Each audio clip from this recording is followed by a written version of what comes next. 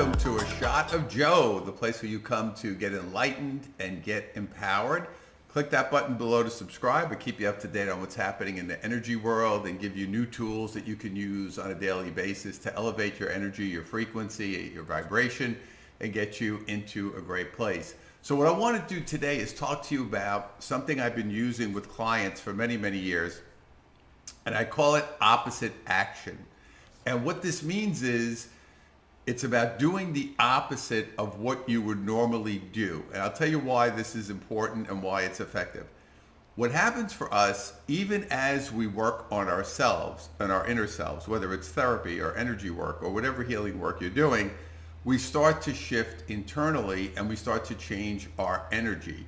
But, and it's a big but, there is a part of our brain that gets stuck in old ways of doing things. So you may say, well, I always did it the same way. I always do something the same way, or you always react the same way. So what we want to do here, in order to move forward, to break through these old patterns, because what you could do is you could actually clear the energy, but your brain is still holding on to some old programming. And we want to break that program. What we want to do here is what I call opposite action. We want to break that cycle, and it's not just as simple as saying, well, my energy, I don't feel the same, but I'm still sliding back into old patterns or habits. So let me give you an example of this, and one that I see all the time.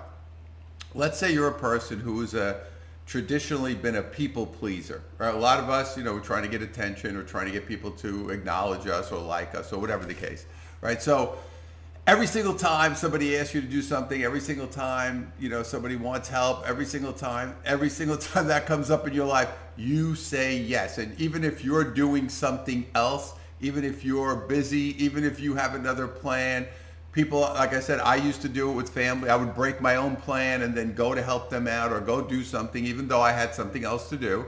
And again, it's not to say you can't help people, and it's not to say that you shouldn't be nice. I'm not saying that. But we have to learn to break the cycle because it keeps us held in that space. So what happens is the next time somebody says, hey, I need a favor or I need you to do something, and you don't want to do it, you may just not want to do it. Or you may not work for you, the timing, or it just may not be a good thing.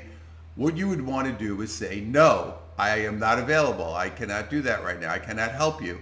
When you do that, what happens is it's very empowering. But on the other side, it disrupts you because you feel on some level like, oh, how could I say no? That's my mother, that's my father, that's my friend, that's my kid. What happens though is internally you're breaking that cycle of energy by saying no. You have to deal with the feeling. You may feel guilty, you may feel, oh, I'm a bad person. The key is holding that space. And when these things come up, you have to learn to do the opposite. One of the things I used to laugh at years ago when I worked in New York City, I used to live on Long Island, so I used to take what was called the Long Island Railroad. It was a train you take every day.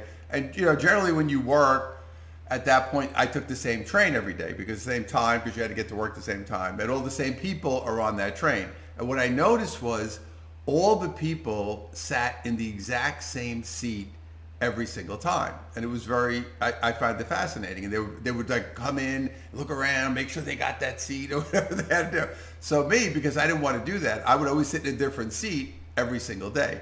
Now, by me sitting in a different seat, I was taking somebody else's regular seat and they got all flustered about it. Now, I know that may sound crazy, right? But these are the kind of habits that we get into and we get stuck into that space.